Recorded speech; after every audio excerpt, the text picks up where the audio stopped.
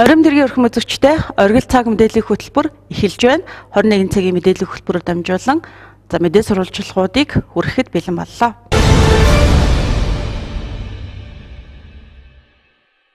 Эхний мэдээллийг сэтгүүлч бүр бэлжээгийн бэлтгэсэн мэдээллээр үзэгч танд хүргэж байна. Энэ оны эхний улирлын байдлаар аймгийн хэмжээнд 17 мянган иргэнд 2.3 орчим тэрбум төгрөгийн тэтгэвэр тэтгэмж олгогджээ. Одоогийн байдлаар сонсголын аппарат, протезийн тусгай хэрэгсэл, олон нийтийн оролцоонд түшгэлсэн халамжийн үйлчилгээ, мөн хүнс хоол тэжээлийн үйлчилгээ гэсэн 3 үйлчилгээ санхүүжилтээс шалтгаалan хүлээгдэж байна. Аймгийн нийгмийн халамж үйлчилгээний хилтэс энэ оны 1-р улирлын байдлаар 17 мянга орчим иргэнд 2.3 тэрбум төгрөгийн тэтгэвэр тэтгэмж халамжийн үйлчилгээг үзүүлсэн байна. Үүнээс ахмад настан 40 хөгжлийн бэрхшээлтэй иргэн 1350, тэжээгчээ алдсан 410 иргэнд тэтгэмж олгосон байна. Мөн 3352 иргэнд 493.7 сая төгрөгийн халамжийн тэтгэмжийг олгожээ. Үүнд ихэвчлэн байнгын асаргаа шаардлагатай иргэнийг асарч байгаа болон асруулж байгаа аль аль нь хамрагддаг байна. Мөн ахмад насны тусламж хөнгөлөлтөд 3687 иргэнийг хамруулсан. Үүнд протез, ортопед, тусгай хэрэгсэл худалдан авахд 163 иргэн, амралт цувилалд хэвтэн эмчлүүлсэн хөнгөлөлтөд 101, харьяалалгүй 3423 ахмадад хүндэтгэл үзүүлсэн байна. Мөн нийгмийн халамж үйлчилгээнээс алдар цолтой ахмад насны хөнгөлөлт гэж олгодог. Үүнд давхарсан тоогоор 154 ахмадыг хамруулжээ. За бүтэн эмчийн хүүхэд 20 ангид ялдаж байгаа хүний хүүхэд хүчирхэлт улмаас оюуны санаа болон биемийн хотын хөрөл хүлээж байгаа хүүхдийг асарч байгаа 67 иргэн байнгын иргэнд дээр нь байнгын асаргаа шаардлагатай хөгжлийн бэрхшээлтэй 265 хүүхэд, мөн байнгын асаргаа шаардлагатай хөгжлийн бэрхшээлтэй 1321 иргэн, ихэр хүүхд төрүүлж эсэмэнд өсгөж байж байгаа 5 иргэн, гинтийн оюул орчтын улмаас гэр оронгүй болсон 20 ангиас судлагдсан өөрөнгөө оронгүй иргэн, 18 нас хүрээгүй байхдаа бүтэн эмчин болсон 18-аас 24 насны иргэн гэр явахтан дэмжлэг үзүүлэх зорилгоор 13 иргэн хамрагдсан байна. За 3-р нь ахмад насны тусламж хөнгөлөлтөнд нийтдээ 3687 хүн хамрагдаж 110.3 сая төгрөг зарцуулсан байна. Авдаг тэхийн одонтоо 5277 ихэд 705.9 сая төгрөг зарцуулсан байна. 1-р зэргийн одонтоо 1767, 2-р зэргийн одонтоо 3510 мөнгө авчээ. За ингээд энэ ихний улирлын байдлаар Архай аймгийн хэмжээнд нийтээ 17063 иргэнд 2.3 тэрбум төгрөгийн тэтгэвэр хөнгөлөлт үзүүлжээ. Харин өнөөгийн байдлаар санхүүжилтээс шалтгаалan 3 хөтөлбөр хэрэгжээгүй хүлээгдэж байгаа гэж байна. Үүнд хүнс хоол тэжээлийн хөтөлбөр хүлээгдэж байгаа юм. Манай аймгийн хэмжээнд 7000 орчим хүн энэхүү хөтөлбөрт хамрагддаг. Хүнс хоол тэжээлийн хөтөлбөрт хамрагдах дэлгүүрүүдийг худалдан авах ажиллагаагаар шалруулдаг учраас тендерээс шалтгаалan хүлээгдэл үүсэж байгаа гинэ. Мөн сонсголын аппарат, протезийн тусгай хэрэгсэл, олон нийтийн оролцоонд түшгэлсэн халамжийн үйлчилгээ зэрэг хөтөлбөрүүд тендер зарлагдаагүй гэсэн шалтгаанаар хүлээгдэж байна. Орхон аймгийн хэмжээнд бүртгэгдэж байгаа нийт жирэмслэлтийн 4-5%-ийг нь 15-аас 18 насны охидын жирэмслэлт бүрдүүлдэг гэнэ. Энэ насны охидын бие хүүхэд тээж төрүүлэхэд бэлэн биш байдаг талаар эмч мэргэжилтэнгүүд ярьж байна. Охидын жирэмслэлт гарч байгаа нь тэд энэ талаарх ойлголт, мэдлэг дутмаг байгаагаас шалтгаалж байгаа гэж гэр бүл судлаачид үзэж байна. За өнгөрсөн онд манай аймагт 2800 орчим жирэмслэлт бүртгэгдсэн. Үүний 4%-ийг 15-аас 18 насны охидын жирэмслэлт эзэлсэн байна. За харин энэ он гарсаар 1180 эмэгтэй жирэмсний хяналтад байгаагийн 570 орчим шинээр бүртгэгдсэн байна. За үүний 18 тохиолдол нь өсвөр насны охидын жирэмслэлт байгаа юм. За сүүлийн жилүүдийн үзүүлэлтийг харвал манай аймагт жилд дунджаар 3000 орчим жирэмслэлт бүртгэгддэг. Үүний 3-аас 5%-ийг охидын жирэмслэлт бүрдүүлдэг байна. Харин өнгөрсөн онд үр хөндлөлт хийлгэсэн эмэгтэйчүүдийн 4.2%-ийг өсвөр насныхаа эзэлжээ.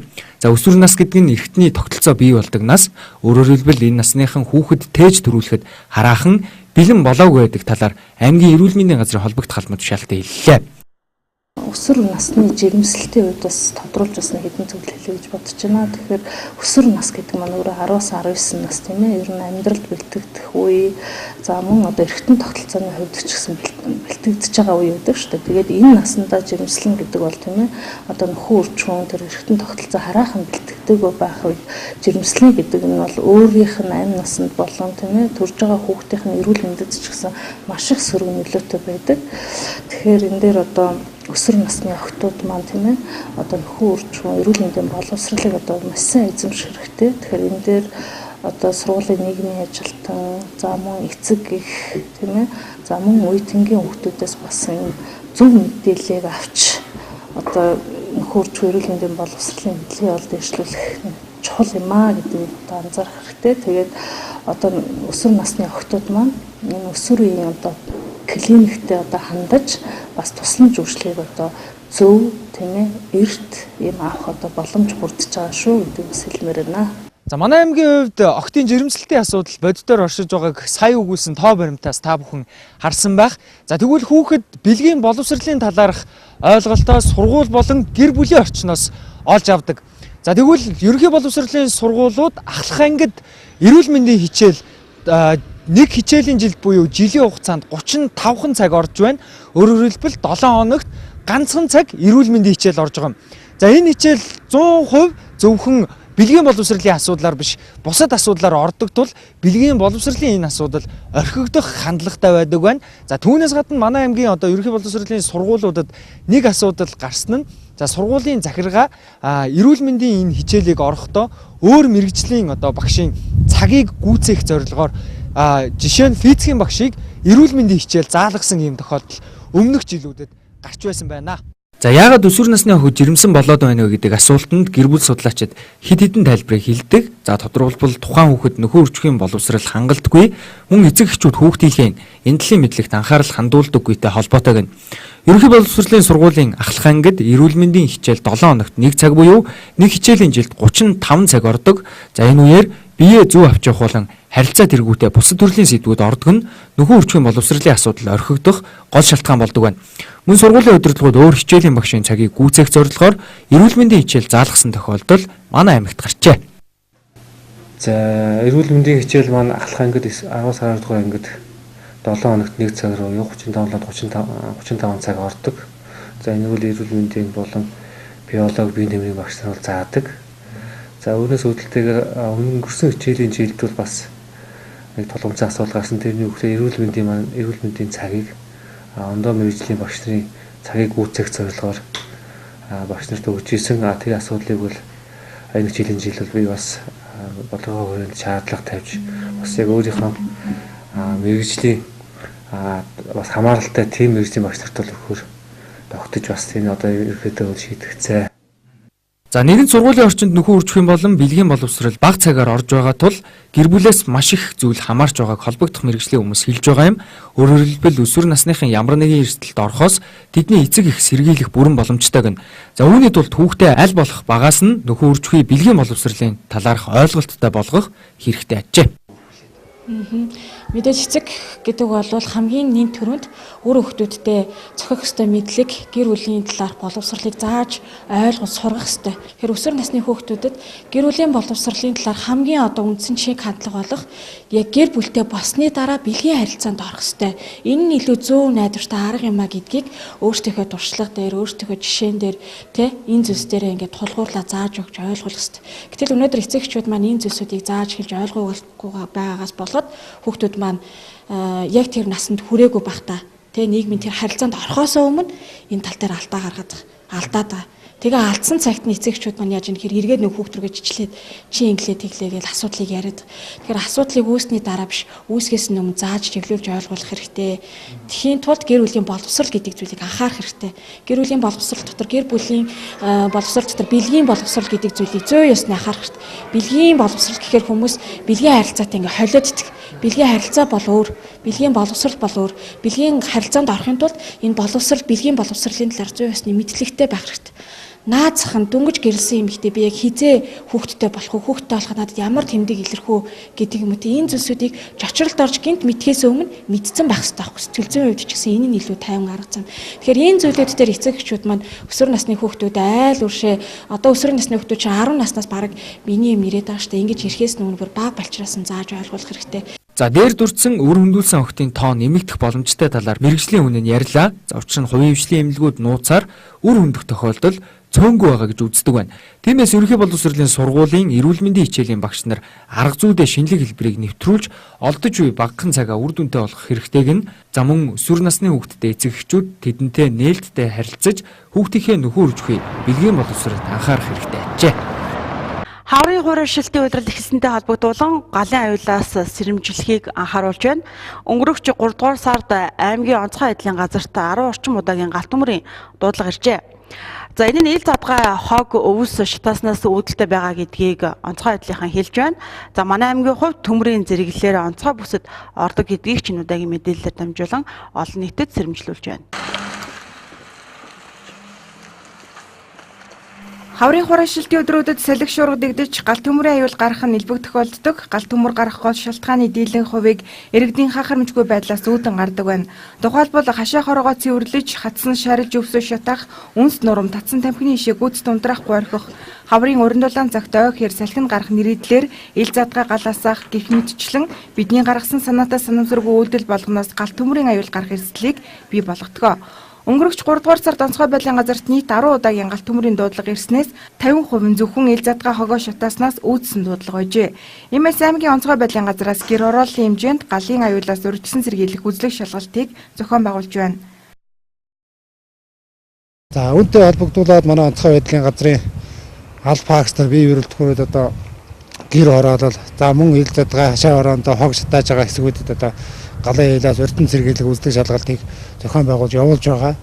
За энэ чиглэлээр мөн одоо орон нутгийн хэмжээнд хамтарсан одоо мэрэгжлийн цагдаагийн газар, мэрэгжлийн эдийн газрын зэрэг байгаль орчны газруудтай хамтарсан одоо удирдам шалгалт хийгдэхээр одоо төлөвлөд ажиллаж байна.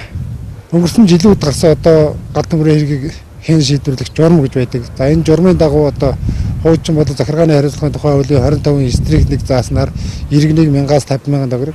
За аж ахуй нэгж байгууллагыг одоо 50-аас 250,000 төгрөг, албан тушаалтан одоо 30-аас 60,000 төгрөгөөр торгоно гэдээ одоо захиргааны хариуцлагын тухай хуулийн дээр заагаад өгсөн байсан. За энэ хүү санкцыг мань одоо 2015 оны 7 сарын 1-ээс галын аюулгүй байдлын тухай хуулийн дээр оруулж өгснөөр одоо иргэнийг одоо хөдөлмөрийн үйлснээр доод хэмжээг одоо 3-аас 5 дахин нэмэгдүүлэх хэмжээний захиргааны арга хэмжээ авнаа гэж заагаад өгсөн байж байгаа. Манай аймгийн тухайд төмрийн зэрэглэлээр онцгой бүсэд ордог. За иймээс салхи шуургатай хаврын энэ цагт ил задгай гал түлэх хог шатаахгүй байхыг анхаарууллаа. Галын аюулгүй байдлын тухай хуулиар дээрх зөрчлийг гаргасан иргэнийг хөдөлмөрийн үйлсний доод хэмжээ 3-аас 50 дахин нэмэгдүүлсэндээ тэнцэх төгрөгөөр торгох хариуцлагатай байдаг байна. Хөтөлбөр үргэлжлэн та бүхэнд хүрч байна. За аймгийн Монгол Ардын хувьсгалт намын хорооны дарга шинээр сонгогджээ. Энэ тухай мэдээллийг аймгийн Монгол Ардын хувьсгалт намын хорооноос ирүүллээ. За өнгөрөх 7 хоногт хуралдсан Монгол Ардын хувьсгалт намын хорооны хурлын одоо шийдвэрээр Орхон аймгийн садаргаар ажиллаж байсан Оюнбатыг сонгосон байна. За түүний хувьд Монгол Ардын хувьсгалт намын гишүүнээр 2013 онд элсэж байсан. За тэгвэл энэ удаад түүнийг Орхон аймгийн Монгол Ардын хувьсгалт намын хорооны даргаар томилсон байна.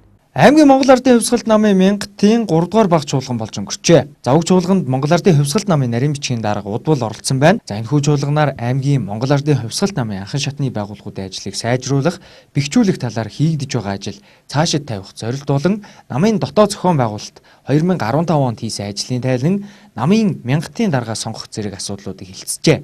За энэ үеэр Орхон аймгийн Монгол Ардын хувьсгалт намын 1000-ийн даргаар за урд нь аймгийн засаг даргаар ажиллаж байсан Оюнбат сонгогдож, дэд даргаар Оюун цэцэг, Ганбаатар Шархуунэр сонгогджээ. За тус чуулганы хийснээр энэ онд явагдах улсын хурлын сонгуулийн бэлтгэл ажлыг эрчимжүүлэх, за мөн сонгуульд хэрхэн оролцох талаар хэд хэдэн асуудлыг хэлэлцэн, шийдвэрлсэн гэнэ. За Орхон аймгийн Монгол Ардын хувьсгалт намын 1000-ийн баг чуулган өнөөдөр хурлаа. За энэ хурлаар бол 2016 оны тайлан сонгуулийн хурал.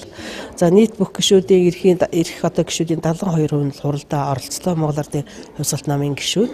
За тус хурлаар шийдсэн хэд хэдэн зохион байгуулалтын асуудал байна. За энэ дээр юуны өмнө Орхон аймгийн Монгол Ардын хувьсгалт намын 1000-ийн даргаар Оюнбат энэ Орхон аймгийн засаг дарга байсан Оюнбат сонгогдлоо. За дэд даргаар 3 хүн сонгогдсон. За энэ хуучин Монгол Ардын хувьсгалт намын 1000-ийн дарга байсан Оюун цэцэг, Ганбаатар, За мөн шархуу гэсэн юм 3D даргатай болсон. За гүйцэтгэх зөвлөө хяналт ёс зүйн хорооныхоо дэд хороогоо одоо сонгох гээд саналаа хураагаад нууцаар хураагаад одоо яг тооллого явагдаж байна.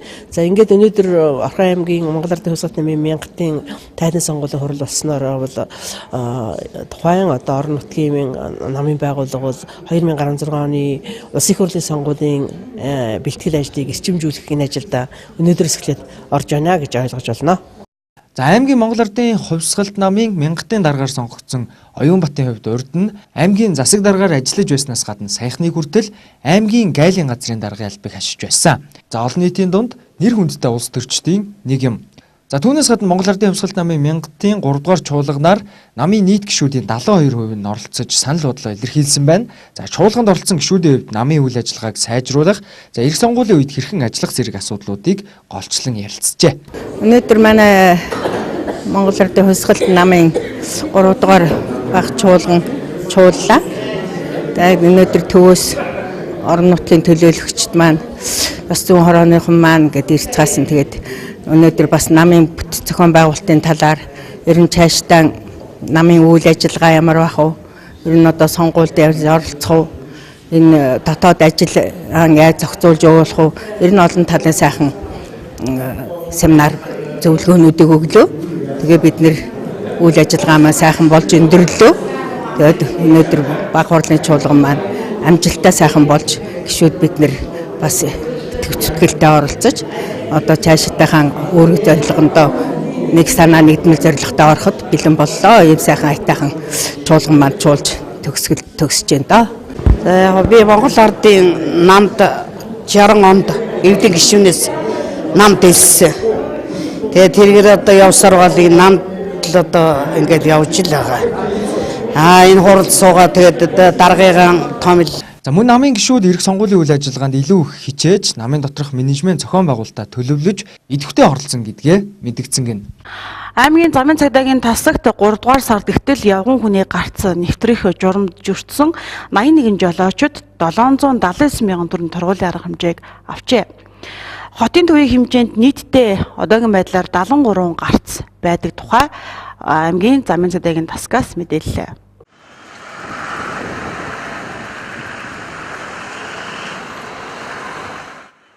Энэ оны 1-р улирлын байдлаар явган хүний гарц нэвтрэх журам зөрчснөөс нэг иргэн хүнд гэмтэл авсан зам тээврийн гэмтэр гарсан байна. Харин явган хүний гарцсан дээр тээврийн хэрэгслийн жолооч зам тавьж өгөөгүйгээс үүдсэн осол 12 удаа гарчээ. Аймгийн замын цагдаагийн тасгаас Монгол улсын замын хөдөлгөөний дүрмийн 13 дугаар зүйлийн нэгдэх заалтыг хэрэгжүүлэх чиглэлээр гарц нэгдсэн арга хэмжээг сарын хугацаанд зохион байгуулсан байна. Нэгдсэн арга хэмжээний хүрээнд нийтдээ 81 жолоочид 779 мянган төгрөгийн торгуулийн арга хэмжээ авч ажилласан байна. Арга хэмжээний хүрээнд бол явган зөрчигчд маань зам хөндлөн гарахтаа явган хүний гарц гарамтай газар гарч байна. Гэсэн хэдий ч жолооч нар маань явган хүний гарц гарамтай газар явж байгаа явган зөрчигчд маань зам тавьж өгөхгүй хөдөлгөөний замын хөдөлгөөний хууль дүрмээр зөрчих асуудал бас байна. Тэгээд арга хэмжээний хүрээнд нийт 81 жолооч жигшил гаргасан. Замын хөдөлгөөний шинжилсэн хуулиараа бид нэр арга хэмжээ тооцсон байгаа бүгдэнд нь тий. Бидний гарц гарамтай газар гарч байгаа гэсэн өөрсдөө аюулгүй байдлыг хангаж гармаар байна. Явган зөрчигчд маань. Би л одоо явганы гарцаар гарч байгаа давуу эрхтэй гэсэн байдлаар хөдөлгөөнд оролцоод байна л да манай явган зөрчигчд маань өөрсдөө. Тэгээд энэ чинь бас явган хүний гарцтай гармаар гарц гарамтай газар гарч байгаа хэдий ч өөрсдөө эрүүл мэнд аюулгүй байдлыг маш сайн хангаж гармаар байна. Зарим жолооч нар маань одоо бас хурцтай явж ирж байна. Зам тавьчихгүй шүргэх мөрөх асуудал бас гарна. Ер нь одоо таашд анхааруулахад нэгэнт одоо замын хөдөлгөөнд оролцож байгаа жолооч бол явган хүний гарц руу ойртож ирсэн тохиол тээврийн зогсоох болцоох хуурдыг сонгож авах хэрэгтэй. Эсрэг хөдөлгөөнтэй 2 буюу түүнээс дээш нэгнэрж орчиж байгаа замд бол 1 буюу 2 дугаар игнэн зэрэгцээрнэнд яваа тээврийн жолооч явган хүний гарц руу ойртож ирэх буюу зогссон тохиолдолд хажуудлын игнэнд яваа тээврийн жолооч шууд зогсоох юм жаа. Гэсэн хэдий ч одоо манай жолооч нар бол зэрэгцээрнэнд яваа тээврийн жолооч явган хүний гарц төхөж ирээ зогсчихор хажууд нэг тээврийн жолооч шууд зогслого дахиад зогсон машины урд гарч яваа явган жавш шиг дайраад мөгчдөг ийм осол зөрчлүүд бол бас тасрахгүй байсаар байгаа.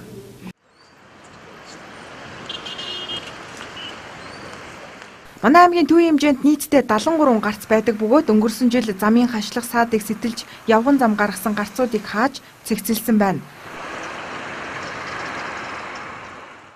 Аймгийн яг энэ Эрдэнэ хотын төвийн дотор хэсэгт бол нийтдээ 73 гарц байгаа. 73 гарцыг тэмдэглэжүүл тэмдэг тавьсан байна. Яг зөвхөн одоо эрх хичээлийн өргөн жилөө төв гудуун зам Сүмэн уулзуураас барилгасны уулзуур хүртэл замд бол одоо 18 гарц байна. Яг төв замд 18 гарц.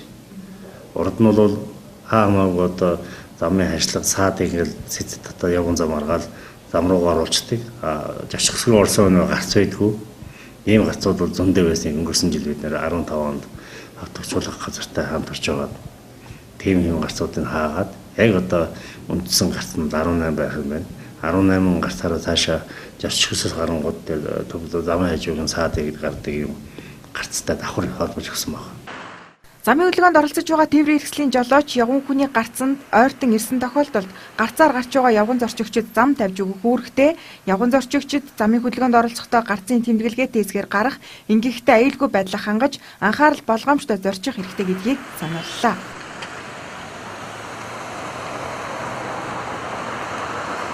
Манай улсад хөгжлийн бэрхшээлтэй иргэдийг амьдрах орон зай MNC за 6055 2009 гэсэн стандарт мөрдөгддөг. Тэгвэл энэ оны 2 дугаар сард улсын хурлаас хөгжлийн хүний эрхийн тухай хуулийг баталсан. Энэ хуульд хөгжлийн бэрхшээлтэй иргэдэд зориулсан дэд бүтцтэй маш олон зүйл залт орсон. Харамсалтай нь манай хотод дээрх хууль болон стандартын шаардлагыг хангасан хэсэг цөөн байгаа талаар хөгжлийн бэрхшээлтэй иргэдийн төлөөлөл ярьж байна. За манай улсад хөгжлийн бэрхшээлтэй иргэдийн амьдрах орон зайн МНС 6055 2009 стандарт мөрдөгддөг. Мөн энэ оны 2 дугаар сард улсын хурлаас хөгжлийн бэрхшээлтэй хүний эрхийн тухай хуулийг баталсан. За энэ хуульд хөгжлийн бэрхшээлтэй иргэдэд зориулсан дэд бүтцтэй холбоотой маш олон залт орсон.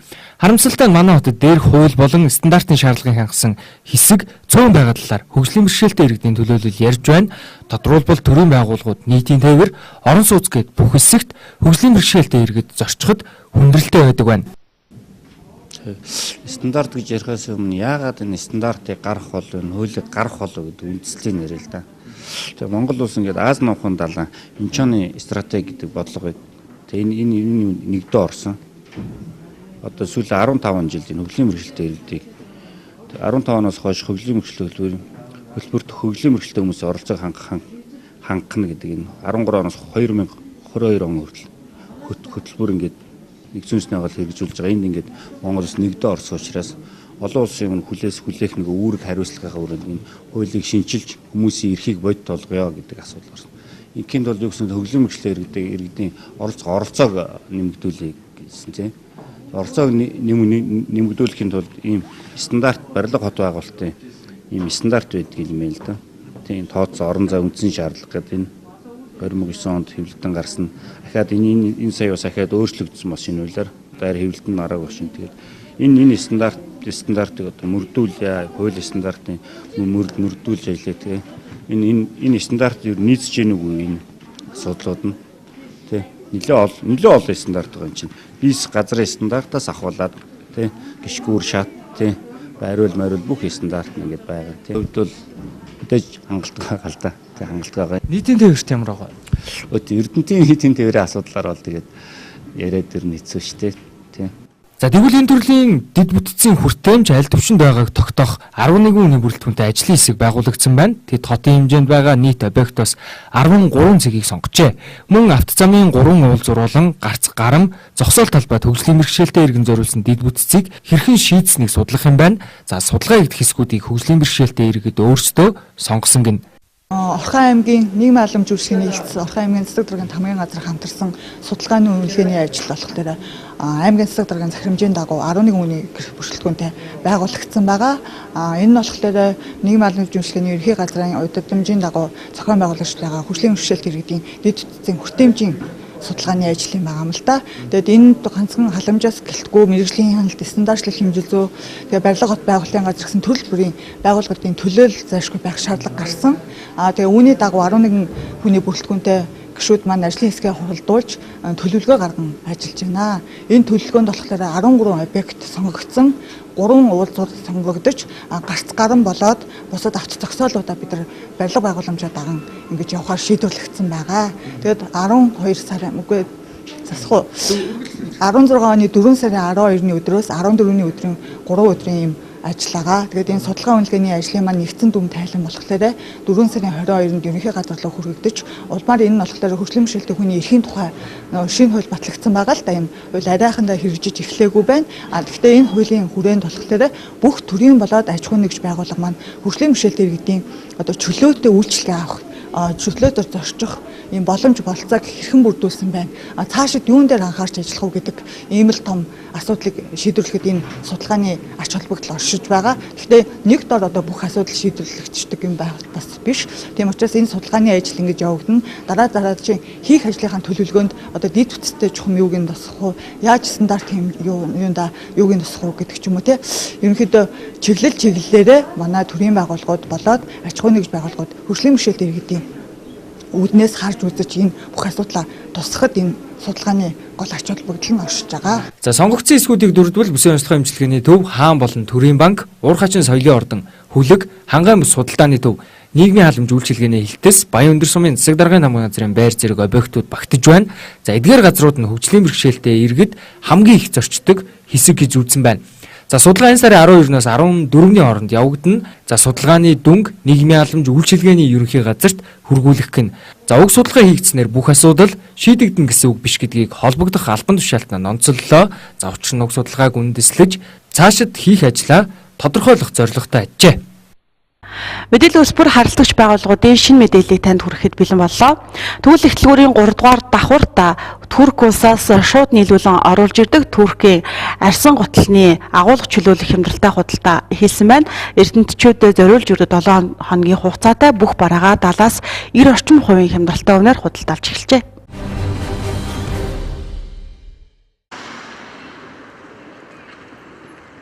Төгөлөх дэлгүүрийн 3 дугаар давхурт байрлах Сара Турк оригинал гутлын дэлгүүр агуулга чөлөөлөх хямдралтай худалдаагаа эхлүүлж бүх бараандаа 50-70% онцгой хямдралыг зарлаад байна.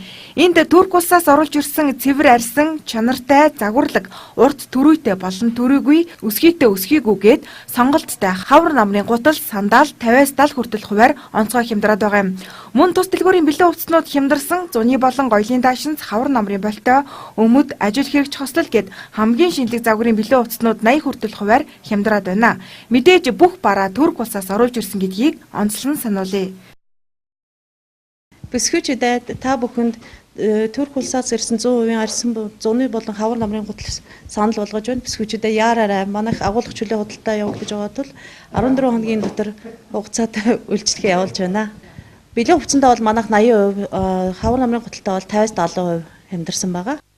Агуулга чөлөөлөх онцгой хямдралтай худалдаа ердөө 14 хоног үргэлжлэх тул хохид бүсгүйчүүд та бүхэн яараарай чанар загварыг эрхэмлэгч танд дэлгүүрийн хамт олон бүх бараандаа 100% чанарын баталгааг өгч байна. Та бүхний очих хаяг Төгөлөх дэлгүүрийн 3 дугаар давхар.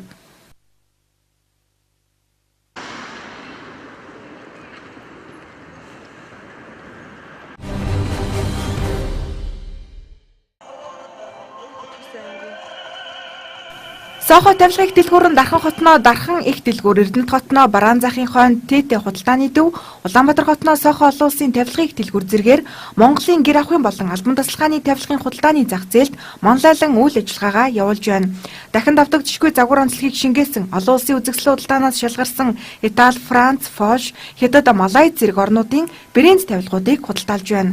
Сохо Мавлийн хамт олноос Европ брэнд тавилгуудаа 50% хямдрал зарласан байна. Та 50% хямдралтай тавилгаа аваад худалдан авалтын 300 мянган төгрөг тутамд нэг ширхэгч цуглаа авч зайсанд байрлалтай 3 өрөө шинэ байрны аздан болох боломжтой. Мөн Сохо Мавлийн үйлчлүүлэгчдэд зориулан Хаан банкнаас онцгой хөнгөлөлттэй нөхцлөөр санал болгож байгаа юм. Хэрвээ банкны мэргэжилтэн таны төлбөрийн чадварыг хангалттай гэж үзвэл давхар зээлтэй байсан ч урьдчилгаагүй хүүгүй лизингээр тавилга авах боломжийг олгож байна. Урьдчилгаагүй хүүгүй лизингийн үндсэн нөхцлүүд зээлийн хэмжээ 5 сая төгрөг хүртэл, зээлийн хугацаа 12 сар хүртэл, зээлийн хүү 0%.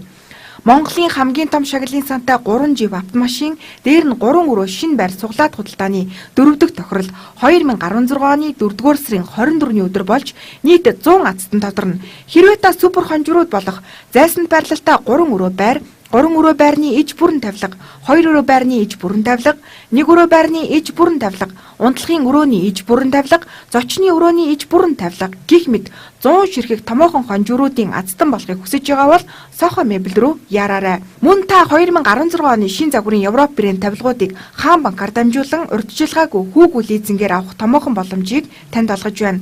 Та нэг ч төгрөг илүүдүүлэхгүй зөвхөн тавилгынхаа үнийг 12 сарын хугацаанд хувааждуулах юм. Та бүхэнд дахин сануулгад урьдчилгаагүй хүүгүй лизингээр тавилгаа аваад зайсанд байрлалтай 3 өрөө шинэ байрны ацтан болох алтан боломж таныг хүлээж байна. Дэлгэрэнгүй мэдээллийг үзэгч та 890977 97 890977 86 дугааруудаас лавлах эсвэл Facebook хуудаснаас Сохо мебель гэж хаан Сохо мебелийн албан ёсны хуудасаар мэдээлэл авах боломжтой.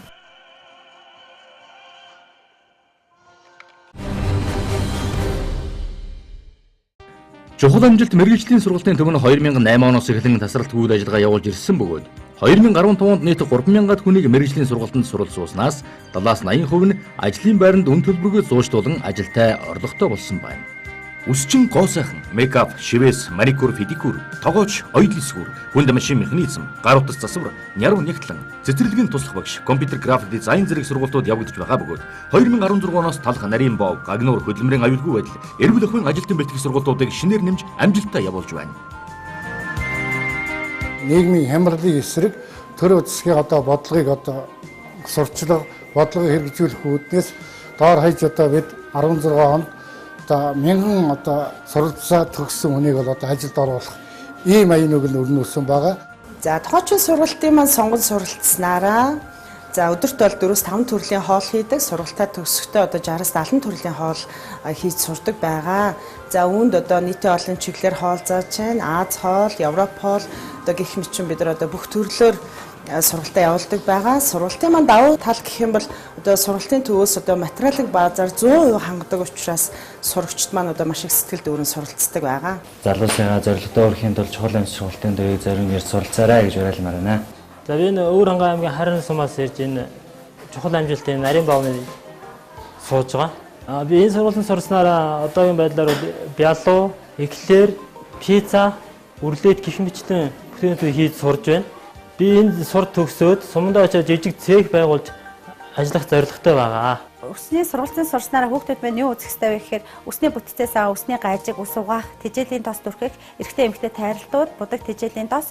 За тэгээд нэмэлтээр бол мэдээж залгаа, гоёлын засалтууд, 3D бодолтууд, дижитал хийм гэх мэтчлэн өсчин хүн юу сурах ёстой тэр бүгдийг сураад төгсдөг байгаа. За ерөнхийдөө сургалтын давуу тал маань юу вэ гэхээр багш тоног төхөөрөмжөөр бүрэн хангагддаг.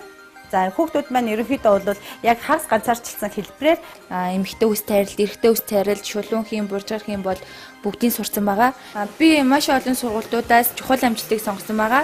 За суралцах хугацаанд ингийн маникюр, гэлэн хүмүүс, шилэн хүмүүс, гарын массаж, гэлэн бодол, педикюр зэрэг хичээлийг үзэж судлах бүрэн боломжтой байгаа. Мейкап болон перманент мейкапын ангидаа эсэлт авч байна. Нүур будалтыг мэрэгжлийн хэмжээнд хийж сурахаас гадна хөмсөг уруул контурын шивэсийг хийж сурдаг байгаа. Гоо сайхныг арьс арчилгаа, арьсаа хэрхэн онцлох, за тэгээд сормос суулгах, сормосны хийм, искра аппаратын дээр ажил сурах, за энгийн болон гоёлын будал хичээлүүдийг үзэж төгсдөг байгаа.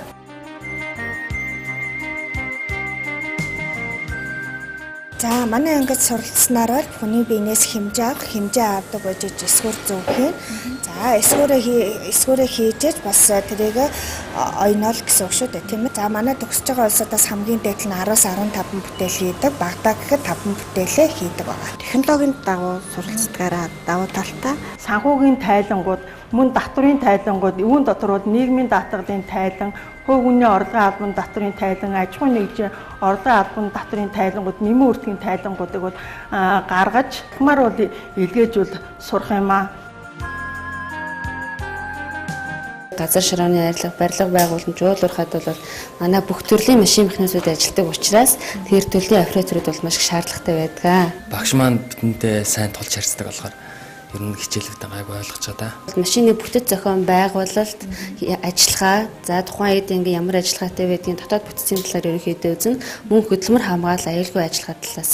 Хөдөлмөрийн аюулгүй ажиллагааны сургалт бол нэгдээс хөдөлмөрийн аюулгүй ажиллагааны одоо хууль тогтоомжууд тэгээд үйлдвэрлэлд одоо осол болсон үед осолд орсон одоо хүнд анхны одоо тусламжуулах одоо ослоос өвчин сэргийлэх тэгээд хөдөлмөрийн аюулгүй ажиллагааны одоо шинтгэлийн талаар үзэж сурах ёстой. За манай компьютер графикийн сургалт маань Photoshop, Corel, InDesign гэсэн 3 программыг бүрэн төгс сурч гарна.